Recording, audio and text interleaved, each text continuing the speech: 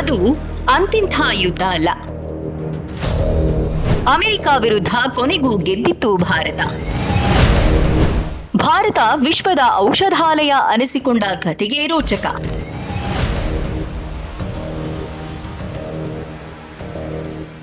America ಈಗ ಸದ್ಯ Iran ವಿರುದ್ಧ ಯುದ್ಧ ಘೋಷಿಸಿದೆ. ಸುಲಭವಾಗಿ ಗೆಲ್ಲಬಹುದು ಅಂದುಕೊಂಡಿದ್ದ ಯುದ್ಧ ಸದ್ಯಕ್ಕೆ ನಿಲ್ಲುವ ಹಾಗೆ ಕಾಣ್ತಿಲ್ಲ. ಯುದ್ಧ ಮುಂದುವರೆಸಿದ್ರೆ ಅಂದುಕೊಂಡ ಫಲಿತಾಂಶ ಬರುತ್ತೋ ಇಲ್ವೋ ಅನ್ನೋ ಅನುಮಾನ. ಯುದ್ಧ ನಿಲ್ಲಿಸೋಕೆ ಆಗದ ಸಂದಿಗ್ಧತೆ. ಈ ಎರಡರ ನಡುವೆ ಸಿಲುಕಿದೆ ಅಮೆರಿಕ. ಆದ್ರೆ ಈ ಯುದ್ಧ ಗೆಲ್ಲೋದು ಅಷ್ಟು ಸುಲಭವಲ್ಲ ಅನ್ನೋ ಅರಿವು ಡೊನಾಲ್ಡ್ ಟ್ರಂಪ್ ಅವರಿಗೆ ಈಗ ಅರ್ಥ ಆಗ್ತಾ ಇರೋ ಹಾಗಿದೆ. ಜಗತ್ತಿನಲ್ಲಿ ಅಮೆರಿಕಾಗೆ ಸೆಡ್ಡು ಹೊಡೆದ ದೇಶಗಳ ಸಂಖ್ಯೆ ತೀರಾ ವಿರಳ. ಇಂತಹ ವಿರಳ ದೇಶಗಳ ಸಾಲಿಗೆ ಭಾರತವೂ ಸೇರಿದೆ. ಅಂದ್ರೆ ಭಾರತವೂ ಕೂಡ ಅಮೆರಿಕಾವನ್ನ ಒಂದು ವಿಶೇಷ ಯುದ್ಧದಲ್ಲಿ ಸೋಲಿಸಿದೆ. ಆ ಗೆಲುವಿನ ಸಂಭ್ರಮವನ್ನು ಈಗಲೂ ಅನುಭವಿಸ್ತಾ ಇದೆ. ಯಾವುದು ಆ ಯುದ್ಧ? ಅದುವೇ ಔಷಧಗಳ ಯುದ್ಧ. ಎಸ್, ಭಾರತ ಹೇಗೆ ವಿಶ್ವದ ಔಷಧಾಲಯ ಆಯಿತು, ಹೇಗೆ ಫಾರ್ಮಸಿ ಆಫ್ ದ ವರ್ಲ್ಡ್ ಅನಿಸಿಕೊಳ್ತು, ಈ ರೋಚಕ ಕತೆ ಇಲ್ಲಿದೆ. ಬೆಲೆಗಳ ಶಾಕ್. ಕತೆ ಶುರುವಾಗುವುದು ಇಲ್ಲಿಂದ. ಅದು 1960ರ ಆಸುಪಾಸಿನ ಸಮಯ. ಅಮೆರಿಕದ ಕಂಪನಿಗಳು ಆ ಕಾಲದಲ್ಲಿ ಏಡ್ಸ್ ರೋಗದ ಚಿಕಿತ್ಸೆಗೆ ವರ್ಷಕ್ಕೆ 12 ಲಕ್ಷ ರೂಪಾಯಿ ವಸೂಲಿ ಮಾಡ್ತಿದ್ವು. ಆ ಸಂದರ್ಭದಲ್ಲಿ ಭಾರತದ ಸಿಪ್ಲಾ ಕಂಪನಿ ಅಮೆರಿಕಾಗೆ ಎಂಟ್ರಿ ಕೊಡ್ತು. ಅವರು ಅದೇ ಔಷಧವನ್ನ ಕೇವಲ 25,000 ರೂಪಾಯಿಗೆ ನೀಡ್ತೀವಿ ಎಂದ್ರು. ಅಮೆರಿಕದ ಕಂಪನಿಗಳಿಗೆ ಇದು ದೊಡ್ಡ ಪೆಟ್ಟು ಬಿತ್ತು. ಅಮೆರಿಕದ ಬೆಲೆಗಿಂತ ಭಾರತದ ಬೆಲೆ 97% ಕಡಿಮೆ ಇತ್ತು. ಈ ಕ್ರಾಂತಿಗೆ ಅಡಿಪಾಯ ಹಾಕಿದ್ದು ಭಾರತೀಯ ಸಂಶೋಧಕರು.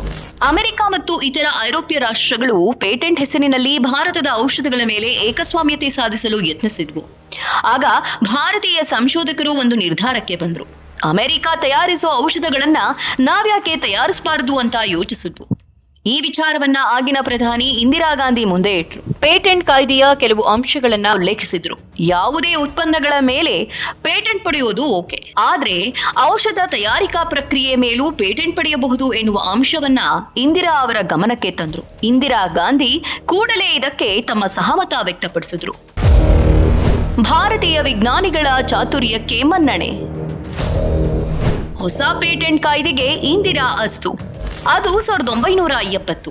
ಭಾರತೀಯ ಸಂಶೋಧಕರ ಚಿಂತನೆಗೆ ಇಂದಿರಾ ಪ್ರೋತ್ಸಾಹ ನೀಡಿದ್ರು. ಹೊಸ ಪೇಟೆಂಟ್ ಕಾನೂನೊಂದನ್ನ ಜಾರಿಗೆ ತಂದ್ರು. ಒಂದು ಔಷಧವನ್ನ ಅದೇ ಹೆಸರಿನಲ್ಲಿ ಮಾರಬೇಡಿ, ಆದ್ರೆ ಅದೇ ಔಷಧವನ್ನ ಬೇರೆ ವಿಧಾನದಲ್ಲಿ ತಯಾರಿಸಿ ಮಾರಾಟ ಮಾಡಿ ಅಂತ ಭಾರತೀಯ ಕಂಪನಿಗಳಿಗೆ ಪರ್ಮಿಷನ್ ಕೊಟ್ರು. ಇದರಿಂದ ಭಾರತೀಯ ಔಷಧ ಸಂಶೋಧಕರು ಉತ್ತೇಜಿತರಾದ್ರು. ಅಮೆರಿಕಾದಲ್ಲಿ ಸಿಗುವ ಔಷಧಗಳನ್ನೇ ಬೇರೆ ಪ್ರಕ್ರಿಯೆ ಮೂಲಕ ತಯಾರಿಸಲು ಮುಂದಾದ್ರು. ಆಗ ಹುಟ್ಟಿಕೊಂಡಿದ್ದೇ ಹೊಸ ತಂತ್ರಜ್ಞಾನ, ರಿವರ್ಸ್ ಇಂಜಿನಿಯರಿಂಗ್. ವಿದೇಶದ ದುಬಾರಿ ಔಷಧಗಳನ್ನ ಭಾರತಕ್ಕೆ ತಂದ್ರು.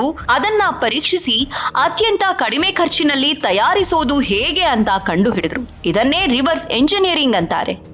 ಇದರಿಂದಾಗಿ 1980ರ ಹೊತ್ತಿಗೆ ಜಗತ್ತಿನಲ್ಲಿ ಸಿಗುವ ದುಬಾರಿ ಔಷಧಗಳನ್ನು ಅತ್ಯಂತ ಕಡಿಮೆ ಬೆಲೆಗೆ ಔಷಧಗಳನ್ನ ಭಾರತವೇ ತಯಾರಿಸುವ ಮಟ್ಟಕ್ಕೆ ಕ್ರಾಂತಿಯಾಯಿತು.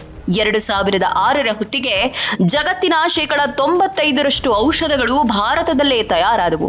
ಇದರಿಂದಲೇ ಭಾರತದಲ್ಲಿ ಅಗ್ಗದ ಜನರಿಕ್ ಔಷಧಿಗಳ ಹಬ್ಬ ಶುರುವಾಯಿತು. ಅಮೆರಿಕದ ಸೋಲು, ಭಾರತದ ಜಯ. ಆಗ ಅಮೆರಿಕದ ದೊಡ್ಡ ಕಂಪನಿಗಳು ಭಾರತದ ಮೇಲೆ ಕೋರ್ಟ್ನಲ್ಲಿ ಕೇಸ್ ಹಾಕಿದ್ವು. ಆದ್ರೆ ನಮ್ಮ ಸುಪ್ರೀಂ ಕೋರ್ಟ್ ಭಾರತದ ಪರವಾಗಿ ನಿಂತಿತ್ತು. ಇದರ ಪರಿಣಾಮವನ್ನ ನಾವಿಂದು ಕಾಣ್ತಾ ಇದ್ದೇವೆ. ಇಂದಿನ ಪರಿಸ್ಥಿತಿ ನೋಡಿ.